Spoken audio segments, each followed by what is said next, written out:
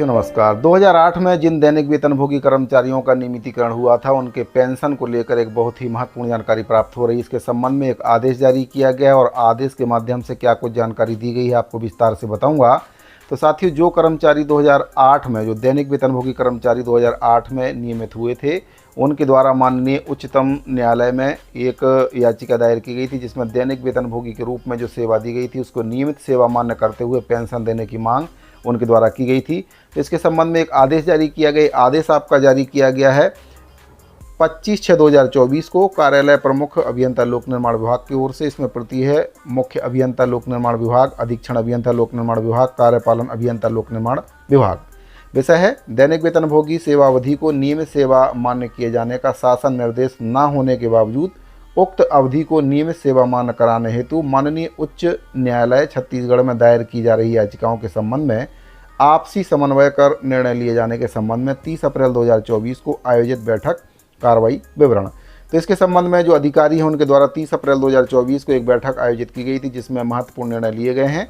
इसमें आगे बताया गया कि संदर्भित पत्र की छाया प्रति संलग्न प्रेषित है। विषय अंतर्गत संचालनालय पेंशन एवं भविष्य निधि छत्तीसगढ़, इंद्रावती भवन, नया रायपुर, अटल नगर में दिनांक 30/4/2024 को आयोजित बैठक की कार्रवाई विवरण में बिंदुवार दिए गए निर्देशों का भलीभांति पालन कराते हुए आवश्यक कार्रवाई कराना सुनिश्चित करें। अधीक्षण अभियंता, कार्यालय प्रमुख अभियंता, नया रायपुर, अटल नगर से पत्र जारी किया गया है। तो 30/4/2024 को जो बैठक आयोजित की गई थी उसके बारे में आपको बता देता हूँ क्या कुछ निर्णय इसमें लिए गए थे। कुल 16 सदस्यीय जो टीम है वह इसमें बैठक में शामिल हुई थी। इसमें देख सकते हैं आप जो अधिकारी हैं 16 अधिकारी हैं इसमें बैठक में शामिल हुए थे और इनके द्वारा जो निर्णय लिए गए हैं उनका बिंदुवार आपको बता देता हूँ क्या कुछ निर्णय इसमें लिए गए थे। तो इसमें बैठक में संभागीय संचालक श्री मोहम्मद इमरान खान के द्वारा उपस्थित निर्माण एवं वन विभाग के अधिकारियों कर्मचारियों को दैनिक वेतनभोगी सेवा से संबंधित शासन के वर्तमान में लागू नियम निर्देशों की ओर ध्यान आकर्षित किया गया है।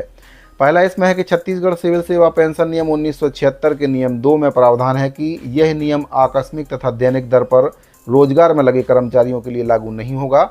यानी कि जो पेंशन नियम 1976 है यह आकस्मिक और दैनिक दर पर जो कर्मचारी लगे हुए हैं उनके ऊपर लागू नहीं होगा। दूसरे पॉइंट पर इसमें बताया गया कि नियम 13 में प्रावधान है कि शासकीय सेवक की सेवा तब तक अर्हता प्राप्त नहीं करेगी जब तक उसका कार्य या वेतन शासन के द्वारा नियमित अथवा निर्धारित शर्तों के अधीन नहीं किया जाता।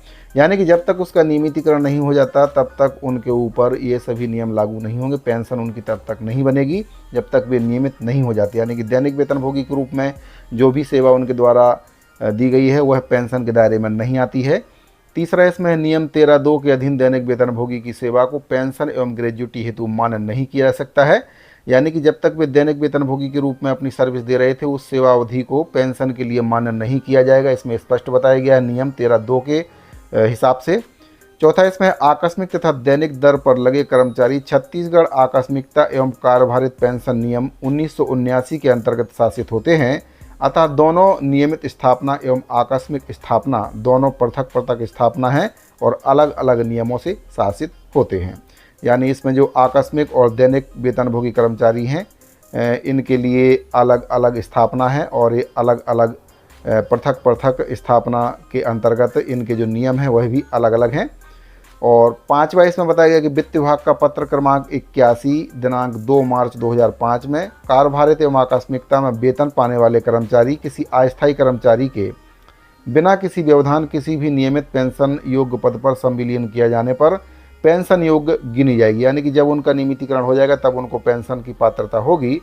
इसमें प्रावधान भी है किसी भी कर्मचारी का पेंशन एवं वेतन का निर्धारण संबंधित न्यायालयीन प्रकरण या वित्तीय मामला होने के कारण छत्तीसगढ़ शासन वित्त विभाग से परामर्श और अभिमत लिए बिना कार्रवाई नहीं की जानी चाहिए। यानी कि कोई भी कर्मचारी अगर उसको नियमित करते हैं तो उसके संबंध में जो भी पेंशन संबंधी उसका निर्णय है वो वित्तीय मामला रहता है, इसलिए शासन की अनुमति और वित्त विभाग की अनुमति लेना इसमें काफ़ी ज़रूरी रहता है। छठवें पॉइंट पर इसमें बताया गया कि सामान्य प्रशासन विभाग के पत्र क्रमांक दिनांक 5/3/2008 के प्रावधान दैनिक वेतनभोगी कर्मचारियों को नियमितीकरण से संबंधित है, जिनकी शर्तों में स्पष्ट रूप से उल्लेख है कि कर्मचारी की नियमित सेवा इस आदेश के अधीन नियमित पदस्थापना दिनांक से गणना की जाएगी। वित्त निर्देश क्रमांक दिनांक 2/3/2005 दैनिक वेतनभोगी के प्रावधान संविलियनीकरण से संबंधित है, ना कि नियमितीकरण से। इसलिए वित्त निर्देश सामान्य प्रशासन विभाग के पत्र दिनांक 5/3/2008 के प्रावधानों के अंतर्गत नियमित हुए कर्मचारी पर लागू नहीं होते हैं। यानी कि जब तक कर्मचारी नियमित नहीं होता है तब तक उसको पेंशन की पात्रता नहीं है। जिस तिथि से वे विभाग में आते हैं, उनका संविलियन किया जाता है, तभी से पेंशन की पात्रता उनको मिलती है। उसके पहले की जो सेवा अवधि है वह किसी प्रकार से पेंशन के लिए पात्र वे उसमें नहीं हो सकते हैं। तो और भी कई इसमें पॉइंट बताए गए हैं, काफ़ी लंबा इसमें निर्णय है। कुल आपका 10 पॉइंट पर इसमें पूरी जानकारी दी गई है, तो सभी पॉइंटों को बारी बारी से बता पाना संभव नहीं है। इस आदेश का PDF फाइल मैं आपको टेलीग्राम चैनल में दे दूंगा, वहां से आप इसको डाउनलोड करके अच्छे से अध्ययन कर सकते हैं।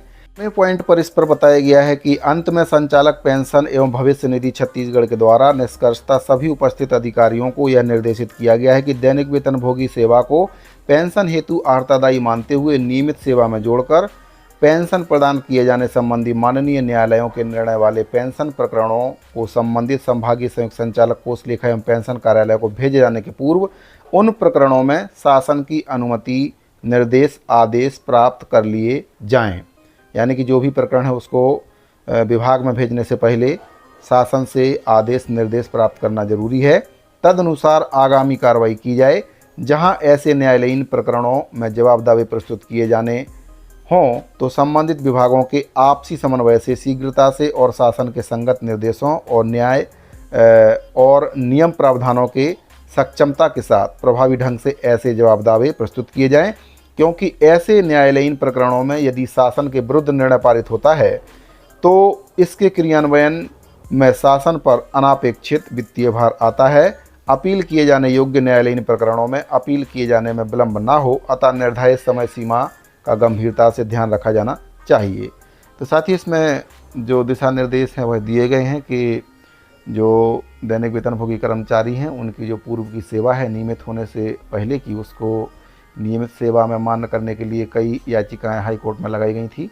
उसी के संबंध में यह बैठक रखी गई थी और इस बैठक में निर्णय लिया गया है कि जो भी कर्मचारी है उसका जिस भी तिथि से नियमितीकरण हुआ है उसी तिथि से उसको विभाग का कर्मचारी माना जाएगा। उसके पहले की जो सेवा है उसको पेंशन के लायक नहीं माना जाएगा। यानी कि जब से उसका विभाग में नियमितीकरण हुआ है तभी से उसको पेंशन दी जाएगी। उसके पूर्व की जो सेवा है उसको गणना नहीं किया जाएगा।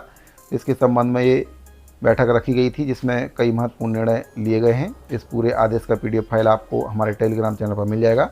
साथियों, अगर आपको जानकारी अच्छी लगी हो तो वीडियो को लाइक और चैनल को सब्सक्राइब कर ले। मिलते हैं अगली वीडियो में। धन्यवाद।